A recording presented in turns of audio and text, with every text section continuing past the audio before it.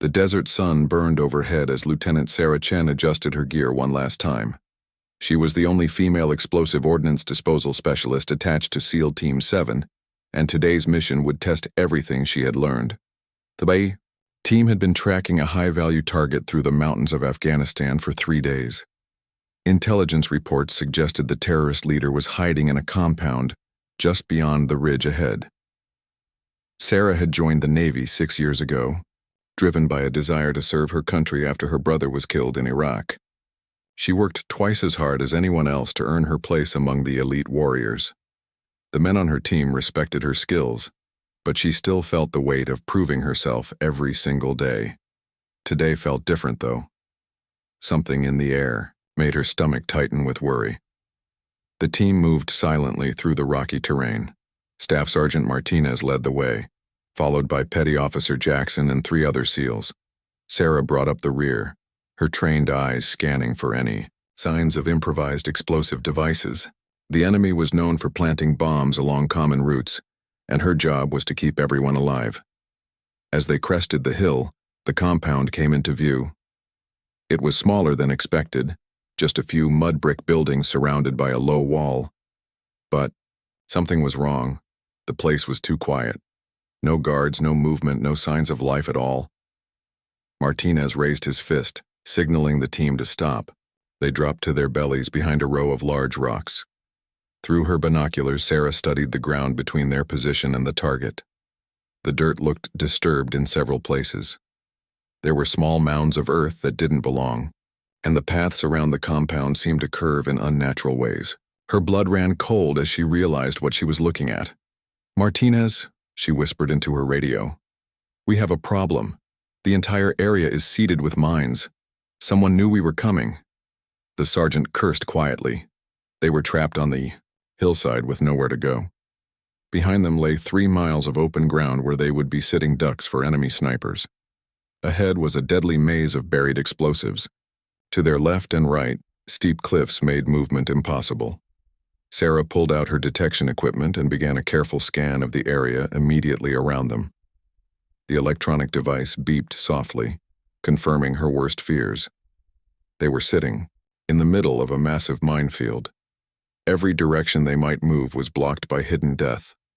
The sun climbed higher, and the temperature soared past 110 degrees. Water was running low, and they couldn't stay exposed on the hillside much longer. Enemy forces would eventually come looking for them. Sarah knew that someone would have to move first, to find a safe path through the minefield. The question was who would take that terrifying first step.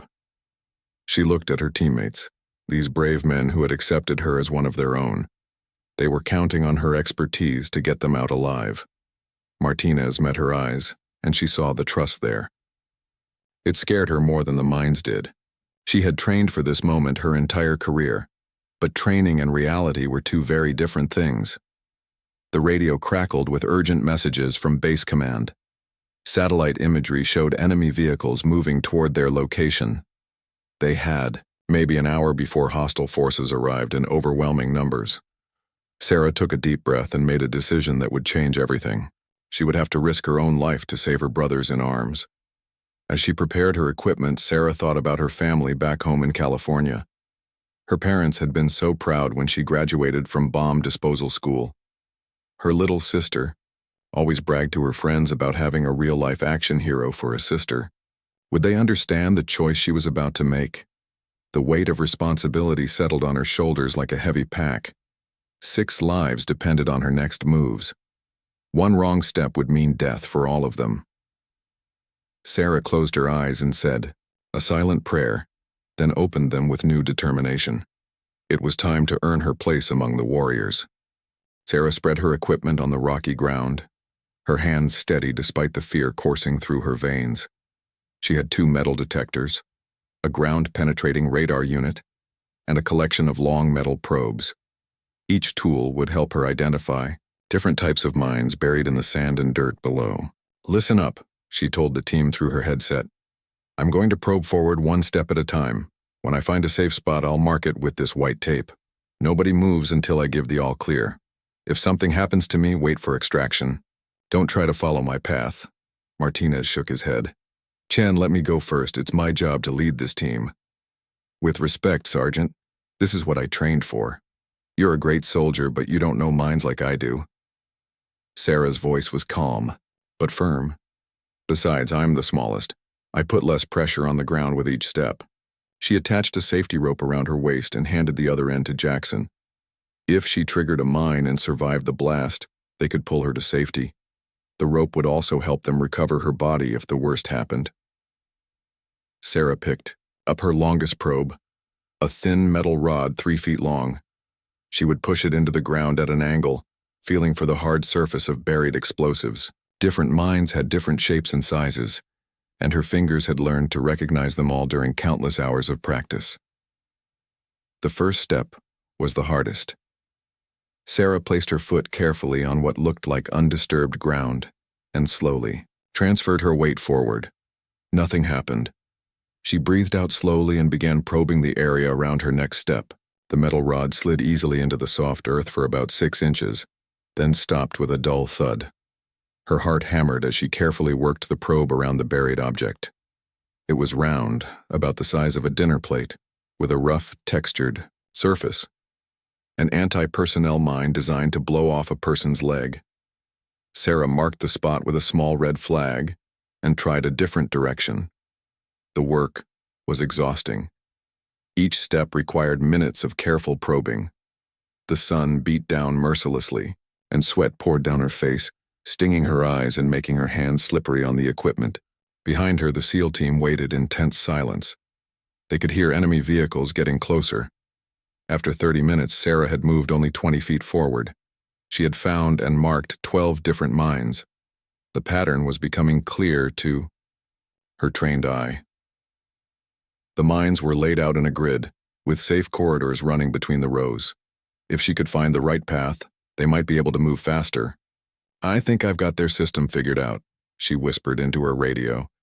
They buried mines every 6 feet in a square pattern. There should be safe zones in between. I'm going to try moving faster. Negative, Martinez replied immediately. Keep it slow and steady, we have time. But they didn't have time. Through her peripheral vision, Sarah could see dust clouds on the horizon. The enemy was close now, maybe 30 minutes away. At her current pace, it would take 3 hours to clear a path to safety. They needed a miracle, or they needed her to take bigger risks. Sarah made a command decision. She switched from her careful probing method to a more dangerous technique called reading the ground. Years of experience had taught her to spot the subtle signs of disturbed earth where mines were buried. It was faster but far more dangerous. She began moving more quickly, stepping only on areas where the soil looked natural and undisturbed. Her trained eyes picked out the telltale signs of buried explosives, slightly raised earth, unusual vegetation patterns, and small depressions where the ground had settled over metal objects. The new method worked. Sarah began covering ground, much faster, marking safe spots with white tape for her team to follow. But with each quick step, she knew she was gambling with her life. One mistake in reading the ground would be her last. Behind her, the team began following her marked path. They moved in single file, stepping exactly where she had stepped, never deviating from the white tape trail. The sound of approaching vehicles grew louder. Sarah could now hear the rumble of heavy trucks and the higher pitch of motorcycles. She was 40 yards from the compound when her probe hit something different. Instead of the hard surface of a mine, it felt like metal mesh. She carefully cleared away the sand and found a section of wire fencing buried just beneath the surface. It was connected to several mines, creating a booby trap that would detonate multiple explosives at once. This was the most dangerous part of the entire minefield. Sarah realized that the terrorists had created a kill zone right in front of their compound. Anyone who made it through the outer ring of mines would be destroyed by this secondary trap. She would need all her skills and a lot of luck to get her team past this deadly obstacle. Sarah stared at the buried wire mesh, her mind racing through possible solutions. The booby trap was more sophisticated than anything she had encountered in training. Multiple mines were connected by thin wires running just under the surface. If anyone stepped on the mesh or snagged a wire, the entire section would explode simultaneously. She carefully traced the wire pattern with her probe, mapping out the kill zone. It covered an area roughly 30 feet wide and 20 feet deep. There was no way around it. The cliffs on both sides made any detour impossible, and going back meant certain capture by the approaching enemy forces. "What's the situation, Chen?" Martinez's voice crackled through her earpiece. The sound of vehicle engines was getting much louder now. "I've got a complex booby trap system here," Sarah replied, keeping her voice steady. "Multiple mines connected. By tripwires. It's going to take time to disarm safely. Time we don't have. Enemy vehicles are 2 clicks out, maybe 15 minutes. Sarah closed her eyes and considered her options. Standard procedure would be to carefully cut each wire and disarm each mine individually. That process would take at least an hour, probably longer.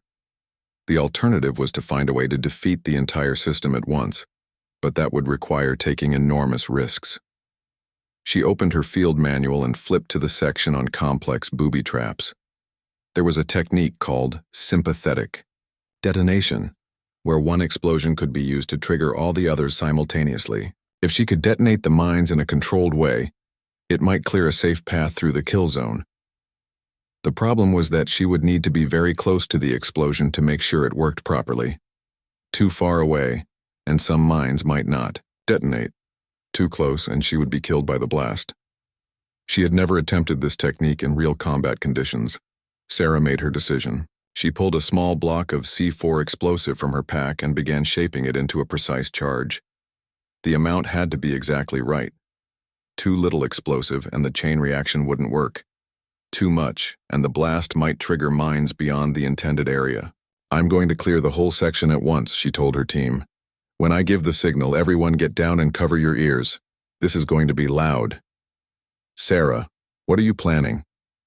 Jackson's voice sounded worried. "Something they didn't teach us in school," she replied with a grim smile. She attached a 30-second timer to the C4 and placed it carefully at what she calculated was the center of the wire mesh. The blast would travel outward through the buried wires, triggering all the connected mines in sequence. If her math was correct, it would create a crater, but leave safe ground on either side. Sarah activated the timer and began running back toward her team. She had 30 seconds to get to minimum safe distance. Her boots pounded against the rocky ground as she followed her own white tape markers. 25 seconds, 20 seconds. She dove behind a large boulder just as the world exploded. The noise was deafening. The ground shook like an earthquake and rocks rained down from the surrounding cliffs. A massive fireball rose into the air, followed by a mushroom cloud of dust and debris. When the dust settled, there was a crater 20 feet wide where the kill zone had been, but Sarah's gamble had worked. The sympathetic detonation had triggered all the mines at once, clearing a path through the most dangerous part of the minefield. Smoke rose from the crater, but the ground on either side looked stable. The team quickly moved forward, following Sarah as she checked the edges of the blast area. The explosion had been so powerful that it had actually cleared mines beyond the intended zone. They now had a corridor almost 10 feet wide leading toward the compound. As they approached the buildings, Sarah's detector began beeping again. The area immediately around the compound was seeded with more mines, but these were different. Smaller, harder to detect, and probably designed to stop anyone who made it through the outer defenses. The sound of enemy vehicles was very close now. Sarah could see dust clouds less than a mile away. They had maybe 5 minutes before hostile forces arrived in overwhelming numbers. The team needed to either capture the compound quickly or find another way out. Martinez made the tactical decision. "We go in fast and hard. Chen, can you get us to that door?" Sarah studied the final approach to the main building. There were obvious signs of more buried explosives, but also what looked like a safe path along the eastern wall. Someone had to walk it regularly because the ground was more compact there. "I think there's a safe route along that wall," she said. "But I'll need to check it step by step." She began the careful process again, probing each footstep before committing her weight. The final 30 yards to the compound took another 10 minutes. Behind them, the sound of approaching enemies grew louder. Sarah could now hear voices shouting in a foreign language and the distinctive sound of weapons being prepared for battle. Just as she reached the compound wall, Gunfire erupted from the hills behind them. The enemy had arrived and spotted their position. Bullets whined overhead as Sarah frantically searched for the entrance to the building. The mission had just become a desperate fight for survival. Bullets cracked through the air as Sarah pressed herself against the compound wall. The enemy fighters had taken positions on the hills behind them, cutting off any retreat through the minefield. The SEAL team was pinned down with nowhere to run except forward into the unknown dangers of the terrorist compound. Martinez and his men returned fire, their weapons chattering in controlled bursts. But they were outnumbered and in a bad position. The enemy had the high ground and plenty of cover among the rocks. Worse, more vehicle sounds indicated that reinforcements were still arriving. "Chen, we need to get inside that building now," Martinez shouted over the gunfire. "Can you get us through that door?" Sarah looked at the heavy wooden entrance just 15 feet away. Her detector was beeping steadily, indicating more mines between their current position and safety. But she also noticed something else. The door itself looked wrong somehow. It was too new, too carefully positioned. "That door is trapped," she called back. "Look at the frame. Fresh concrete, new hinges. It's designed to funnel people into a kill zone." She studied the building more carefully, looking for alternative entrances. There was a small window on the side wall about 8 feet off the ground. It was partially boarded up, but she could see gaps between the wooden planks. More importantly, her detector wasn't beeping when she pointed it in that direction. "Window on the east wall," she announced. "Looks clear of explosives, but we'll need a boost to reach it." Jackson low-crawled toward her position, staying below the line of enemy fire. Bullets sparked off the wall above their heads as he reached Sarah's location. Without hesitation, he dropped to one knee and cupped his hands to form a stepping platform. Sarah handed him her equipment pack and placed her boot in his hands. He lifted her up toward the window while she used her knife to pry away the wooden boards. The old wood splintered easily, creating an opening just wide enough for a person to squeeze through. She pulled herself through the window and dropped into the dark interior of the building. Her heart was pounding as she landed on the stone floor, and immediately drew her sidearm. The room was empty but smelled of recent cooking. Someone had been here very recently. Moving quickly, Sarah checked the interior of the building for booby traps. The terrorists who built the compound were clearly sophisticated, and she expected to find more surprises inside. But her detector remained silent as she moved from room to room. The building was larger inside than it appeared from the outside. There were multiple rooms connected by narrow hallways, and a staircase leading to a second floor. In what looked like a kitchen area, she found still warm tea glasses and breadcrumbs on a table. The high-value target might have escaped just minutes before their arrival. Sarah returned to the window and signaled the all clear. One by one, the SEAL team members climbed through the opening while their teammates provided covering fire. Though enemy bullets continued to hammer the outside walls, but the thick mud brick construction provided good protection. Once everyone was inside, Martinez quickly organized a defense of the building. They barricaded the doors and windows, leaving only small openings to return fire. The compound was built like a fortress, with thick walls and limited access points. It would be difficult for the enemy to assault directly, but their situation was still desperate. They were surrounded, low on ammunition, and had no way to call for help. Their radio equipment had been damaged during the firefight, cutting them off from base command. The enemy seemed content to wait them out, knowing that time was on their side. Sarah continued exploring the building, looking for anything that might help their situation. In a back room, she discovered something unexpected. There was a tunnel entrance hidden behind a false wall. The opening was barely 3 feet high and disappeared into darkness. She called Martinez over to show him the discovery. "This tunnel might lead outside the compound," she said. "Could be our way out." The sergeant studied the opening with his flashlight. The tunnel was roughly carved from the rock and looked like it had been used recently. Fresh footprints in the dust suggested that someone had passed through within the last few hours. "Could be an escape route," Martinez agreed. "Or it could be a trap. These guys are smart enough to build a tunnel that leads nowhere good." Sarah volunteered to scout the tunnel first. She was the smallest member of the team and would have the best chance of moving quietly through the narrow space.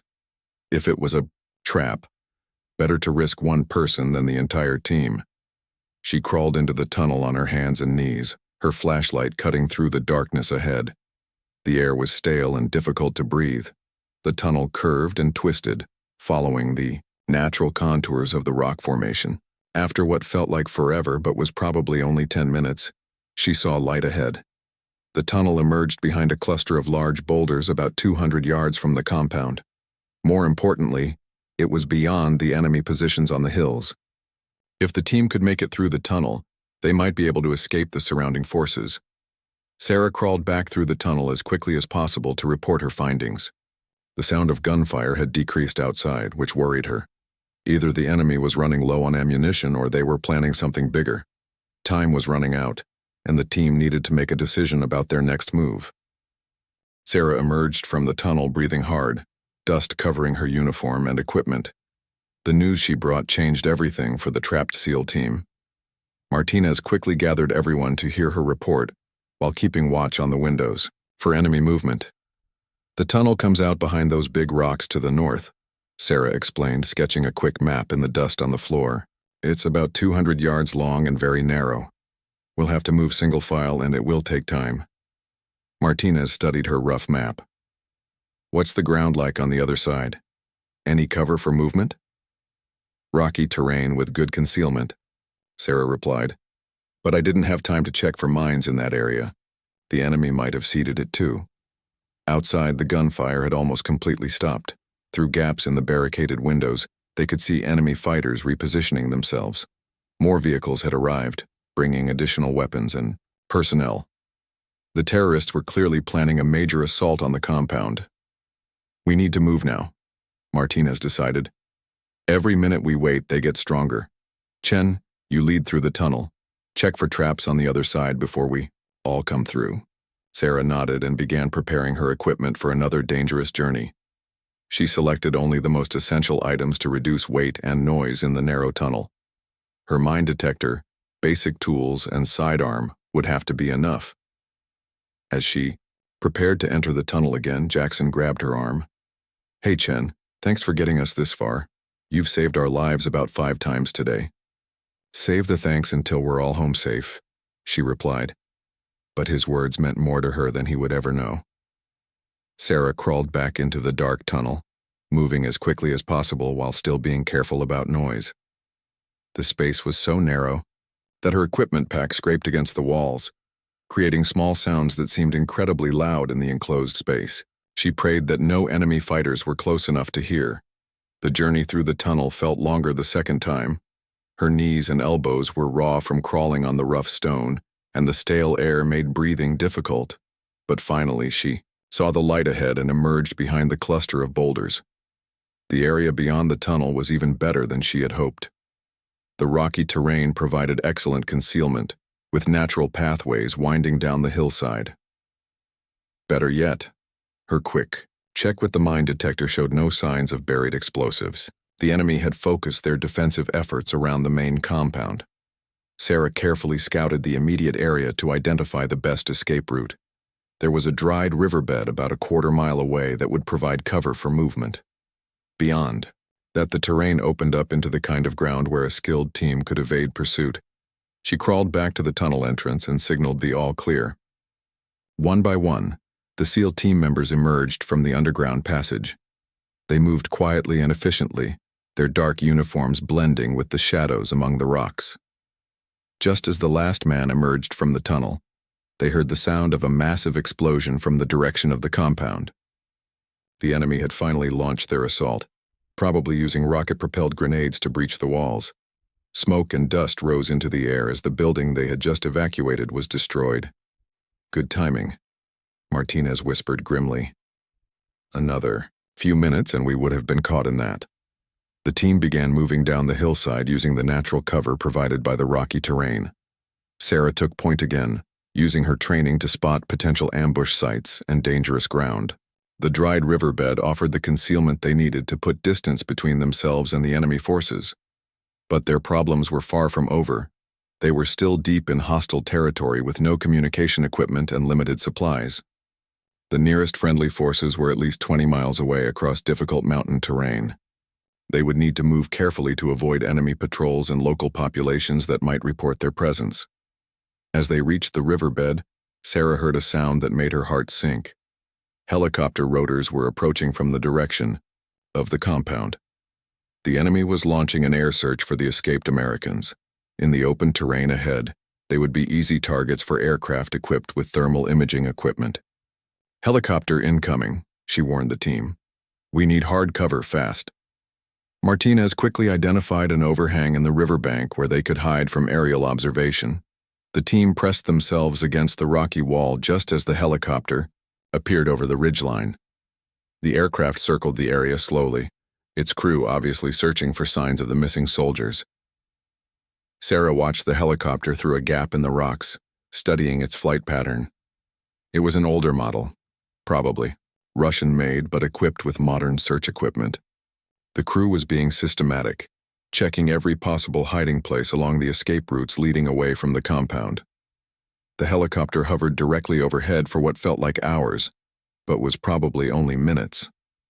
Sarah could hear the crew talking over their radio, though she couldn't understand the language. Finally, the aircraft moved on to search another area. "That was close," Jackson breathed. "They're going to keep looking for us." Sarah knew he was right. The enemy would not give up easily after losing their high-value target and having their compound destroyed. They would use every resource available to track down the American Special Forces team. The next few hours would determine whether the SEALs made it home alive or became casualties in a war that most people back home would never hear about. The SEAL team spent the rest of the day moving through the mountain terrain, staying in the deepest valleys and using every bit of cover available. Sarah continued to lead the way. Her skills now expanded beyond mine detection to include route finding and threat assessment. The responsibility weighed heavily on her, but she had proven herself capable under the most extreme conditions. As the sun began to set, Martinez called a halt in a small cave hidden among the rocks.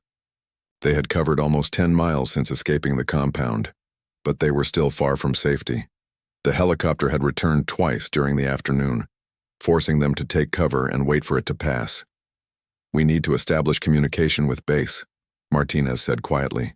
"They don't know we're alive, and they won't send rescue assets into this area without confirmation." Jackson had been working on their damaged radio equipment throughout the day. The main unit had been destroyed by enemy fire, but he thought he could jury-rig a distress beacon using parts from their individual emergency transmitters. While Jackson worked on the radio, Sarah studied their remaining supplies. Water was becoming a serious problem. Each person had started the mission with 3 liters and most of it was gone. The mountain terrain offered few sources of fresh water, and they couldn't risk exposure by searching in the open. "I found a water source about half a mile back," she reported to Martinez. "Natural spring coming out of the rocks, but we'd have to backtrack through open ground to reach it." The sergeant considered the risk. They needed water to survive the journey to friendly territory, but any movement during daylight hours increased the chance of discovery. The helicopter crews were still searching, and ground patrols had been spotted moving through the valleys below. As if to emphasize the danger, they heard the sound of voices echoing off the canyon walls. An enemy patrol was moving through the area, probably following the same route the SEALs had used earlier. The team pressed deeper into their cave and waited in absolute silence. The patrol passed within 50 yards of their hiding spot. Sarah counted at least 8 armed men, moving in tactical formation and equipped with modern communications gear. These were not local militia but trained soldiers, probably special forces sent specifically to hunt down the American team.